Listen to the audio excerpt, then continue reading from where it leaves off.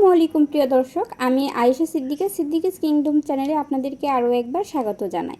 কাছে দূরে দেশ কিংবা দেশের বাইরে যে যেখান থেকে আমার ভিডিওটি দেখছেন, আশা করছি সবাই ভালো আছেন। আপনাদের দোয়া এবং ভালোবাসায় আমরাও অনেক ভালো আছি।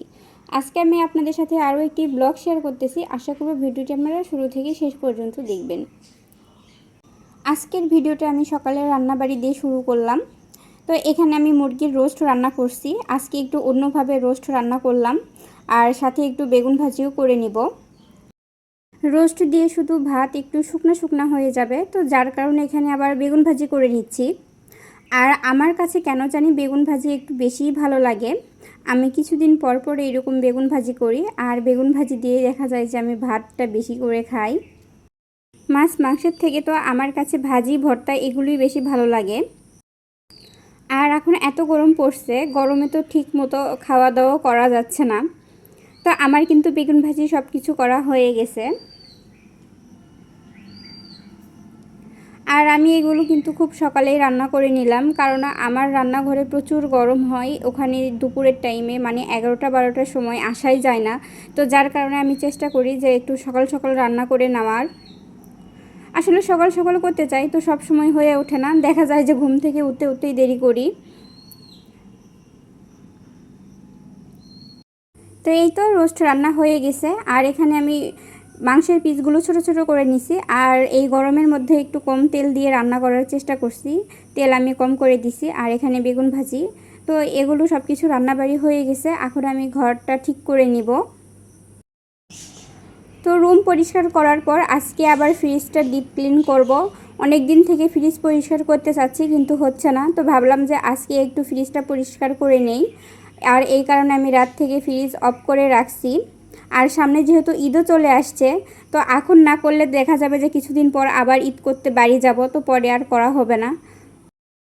আর আপনাদের সাথে কথা বলতে বলতে কিন্তু আমার রুম গোছানোটা হয়ে গেছে। আমি রুমটা পরিষ্কার করে নিলাম, তারপরে বেডটাও ঠিক করে নিছি। এখন এই তো ফ্রিজ পরিষ্কার করতে চলে আসছি। আমি ফ্রিজটা রাতে অফ করে রাখছি যাতে সবগুলো বরফ খুব সহজেই উঠানো যায়। কিন্তু রাতে অফ করার পরেও দেখি যে সবগুলো বরফ উঠতে চাচ্ছিল না, তো অনেক কষ্ট করে বরফগুলো উঠাইছি। আর সবগুলো ক্লিপ তো ওভাবে নেওয়া সম্ভব হয় না, কারণ একা হাতে সব কিছু করতে হয়। আমার কাছে ভিডিও করার জন্য বড় স্ট্যান্ড নাই, তো যার কারণে ভিডিও করতে এখন আমার একটু সমস্যা হয়ে গেছে। কারণ স্ট্যান্ড থাকলে ভালো হয়, স্ট্যান্ডে ফোন রেখে ভিডিও করা অনেক সহজ হয়ে যায়। আর এখন স্ট্যান্ড না থাকায় হাতে ফোন নিয়ে ফোন ধরে ধরে এভাবে ভিডিও করতে হয়। তো যার কারণে ভিডিও করায় একটু সমস্যা হয়ে গেছে। এই কারণে সব কিছুর ক্লিপ নিতে পারি না, যেটুকু পারি আর সেটাই আপনাদের সাথে শেয়ার করি।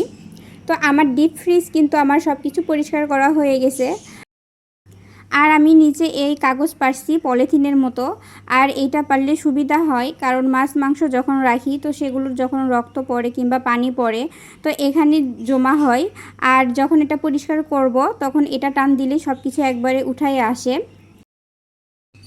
আর আমি ডিপ ফ্রিজে বেশি বেশি পানির বোতল রেখে দিছি, কারণ এই গরমে প্রচুর পরিমাণে পানি খাইতে হয়, আর আমি ঠান্ডা পানি প্রচুর খাই। তো আমার ডিপ ফ্রিজ কিন্তু পরিষ্কার করা হয়ে গেছে। এখন আমি এই নর্মাল অংশটা করব। অনেক দিন থেকেই ফ্রিজ পরিষ্কার করতে চাচ্ছি, আসলে করা হচ্ছে না। আর অনেক দিন আগেই কিন্তু পরিষ্কার করছি। আসলে কিছুদিন পর পর এই নর্মালটা অন্তত পক্ষে পরিষ্কার করা উচিত, কারণ এখানে খাবার টাবার রাখলে দেখা যায় যে গন্ধ হয়। অন্তত পক্ষে 15 কিংবা 20 দিন পর পর এই নর্মাল অংশটা পরিষ্কার করা উচিত। আমিও সেটা করতে চাই, কিন্তু হয় না।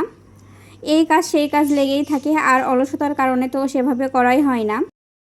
এই নর্মাল ফ্রিজের অবস্থাটা একদম খারাপ অবস্থা হয়ে আছে। অনেক দিন থেকে ফ্রিজ পরিষ্কার করা হয়নি, আর আমি বাসায়ও ছিলাম না যে পরিষ্কার করব।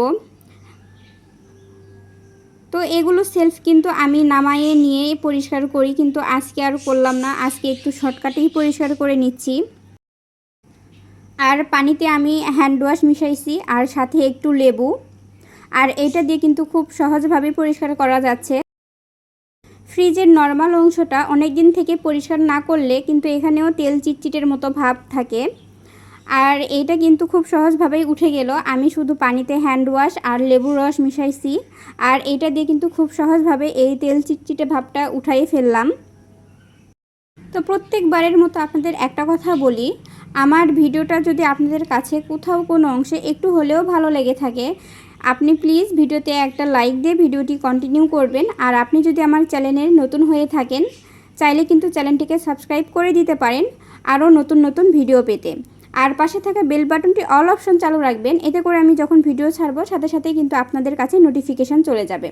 আর আপনি যদি আমার ভিডিওটি ফেসবুক থেকে দেখে থাকেন, তাহলে প্লিজ পেজটিতে ফলো দিবেন।